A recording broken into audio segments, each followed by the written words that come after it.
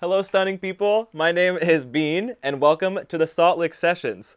Our next artist had the misfortune of being my roommate for a year and a half, and she was a constant reminder of just how excellent a songwriter can be. I'm still holding out hope that our duo, Green Bean, will be a thing. This is Liv Greene.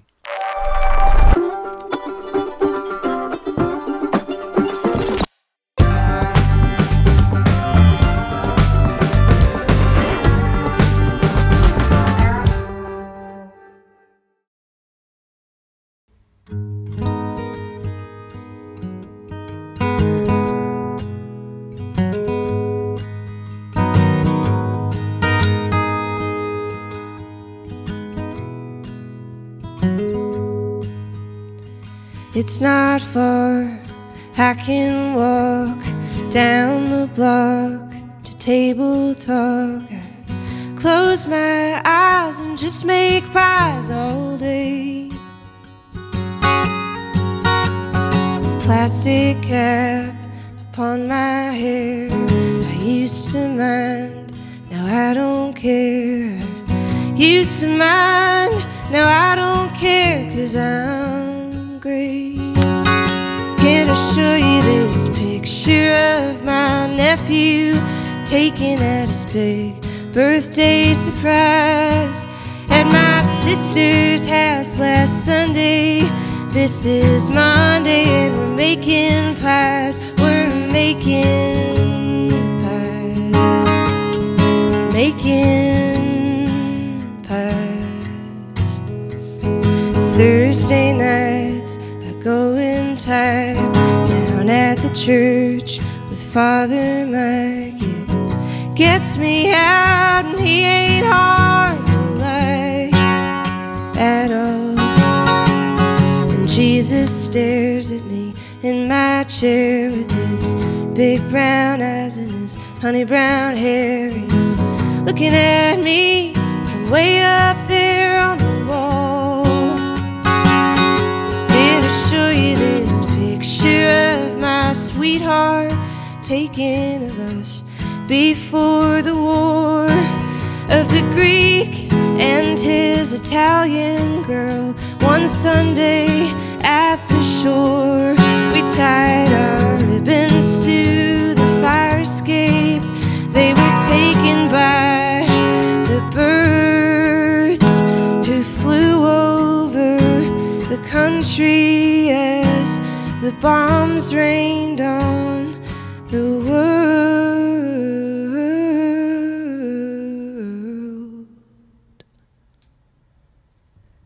6 a.m.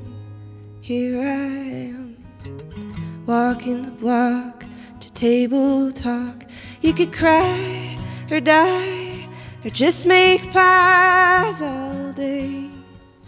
I'm making pies, making pies. I'm making pies,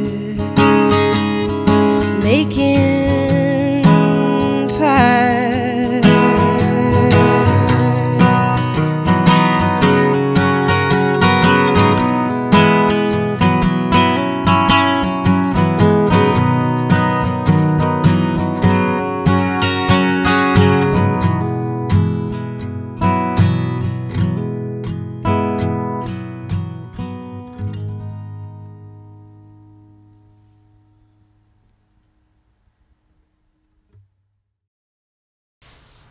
Hey, Liv. Hi, Beane. I'm so glad you're here. I'm so glad to be here. Yeah, it's just great to see you. You're in my town. I'm in your town, which is crazy. We shared the same town for years. 5 years. 5 years in the same house for a year and a half. Oh, yeah. 2 years. What was your journey like from being a kid to making your way to that Brighton house? Oh, man. I feel like it was a lot of YouTube videos. A lot of sitting in my room alone with my guitar. Yeah? Yeah. I don't know. The Boston scene always called to me. Mm-hmm. And so in high school, I started going to some festivals and camps up in New England. And where was high school? I grew up in the DC area, so high school was Bethesda, Maryland. I got into music. I've always kind of been singing, and then I really got into music when I was 11 or 12, I went to a Taylor Swift concert for the first time and saw a young woman playing guitar and like playing songs that she had written. And I remember just thinking that was the coolest thing in the world. And getting a guitar for Christmas from my uncle, and teaching myself from YouTube videos and just like making my friends little mixtapes. I would record on my mom's iPod Nano on like the voice memos app. Do you remember with like the microphone picture? Yes, yep. yes. I would record on that my demos of my songs and then burn them to CDs for my friends. Wow. And yeah, That's so cute. I've been doing it ever since. So you've been writing since you were young? Yeah. Yeah. So did you learn music, and like as you learned how to play and how to sing, were you also writing in that same vein? Yeah, pretty much immediately. I mean, like the minute I picked up the guitar, I was taking the chord progressions from the songs I was learning and writing my own little ditties. That is very unique amongst the artists that we've had so far. Really? I think the majority of people we've had have learned the craft, learned the instrument, did a lot of covers, and then songwriting came later. I think it is a testament to the quality in which you write, that you've done it for such a long time. Thank you, Beane. Yeah, it's just, you're just such a good writer. Thank you, man. Oh. Anyways, I had to get that out of my system. Oh my gosh. So then you found your way in the folk scene up in Boston. Yes, yeah. I started going to some camps in New England and bluegrass festivals. I went to Gray Fox. I went to Ospey Valley Music Festival up in Maine. And I found this camp called Miles of Music Camp, run by Kristen Andreasen and Laura Cortese, two really badass women in the trad scene. And just got really into old-time music, got really into folk music, Americana, and songwriting, and just threw myself into that. And then it was pretty much decided by like junior year of high school that I was going to move to Boston somehow. My senior year, I left all-girls Catholic school and went up to like school in northern Michigan for a year, went to an arts boarding school, got a little gayer, got bangs Michigan. and a nose piercing, had a little rebellious phase.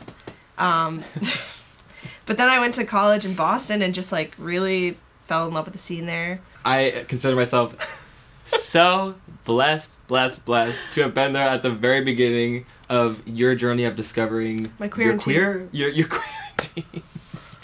Yeah. Your quarantine, and I have to allude to the story. I just need to tell it. No other way. You must. I must. I'll set it up where the house we lived in was 3 stories, right? Yeah. 2 sets of stairs.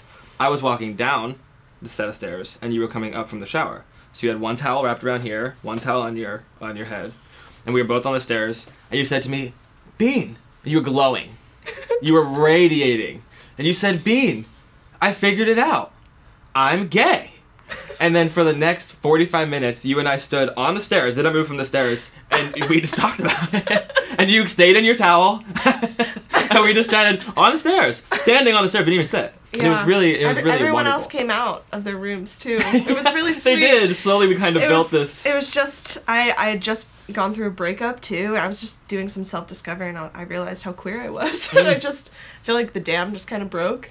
And suddenly I was talking to my roommates in my towel for 45 minutes on the stairwell about how I realized how queer I was. It was cool. And how has that impacted and changed your artistry? Oh my god, it's everything. I feel like just embracing my own like fluidity as a person and recognizing that there were so many like parts of me that I was not letting myself accept. I mean, I grew up very Catholic. I went to Catholic school my whole life.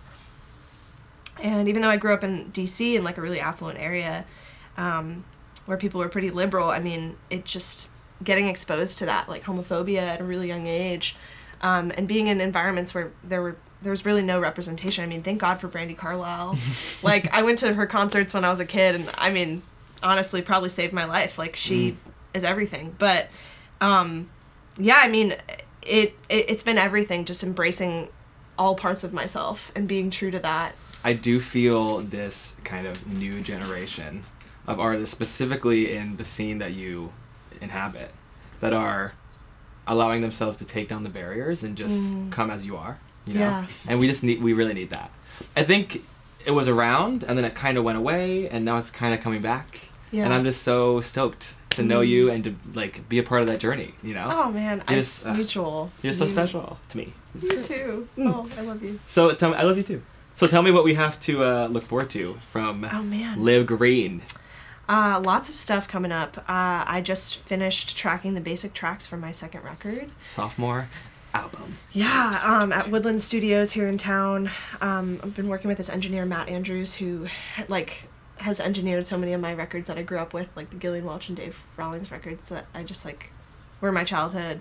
And we've been doing it live to tape, and it's really special working with I flew some friends in from Boston, a friend in from Boston, but working with some local people, some heroes of mine are going to play on it, and yeah, I'm so stoked to put it out. It's a lot of songs about self-discovery just over the last few years, ton of different topics covered in it, and like, it's the proudest I've been of work. I'm producing it myself and just kind of going for it. And are you gonna do a song from that project today? I am. Oh, which one? It's called Katie. Katie. Yeah. Ah, I can't wait to hear it. Thank you. Thank you for being here, Liv. Thank you for having me.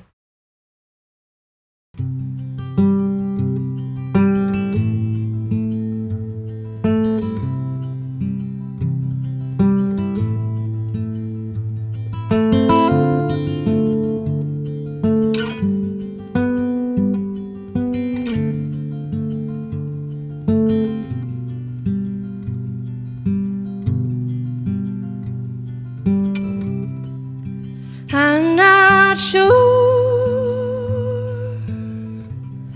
whether I even slept. My mind is wrapped up all around here. Either way, I guess. Either way, I'm getting greedy, wishing I had more. Just a minute longer before you're even out the door, to ride home on your bike. Think I'm gonna like you around for whatever time you found for me.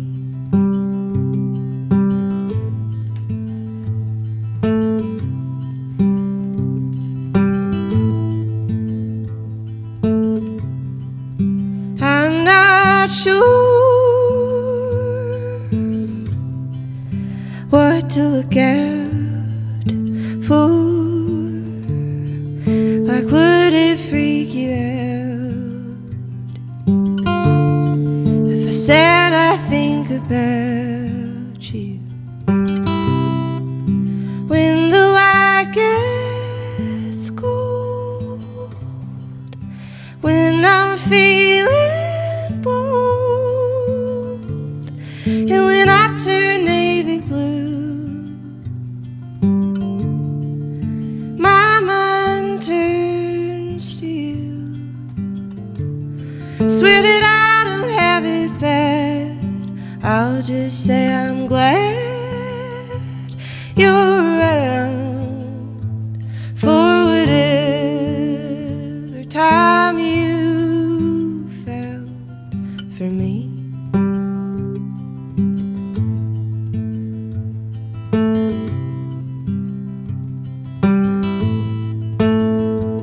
For whatever time you found for me.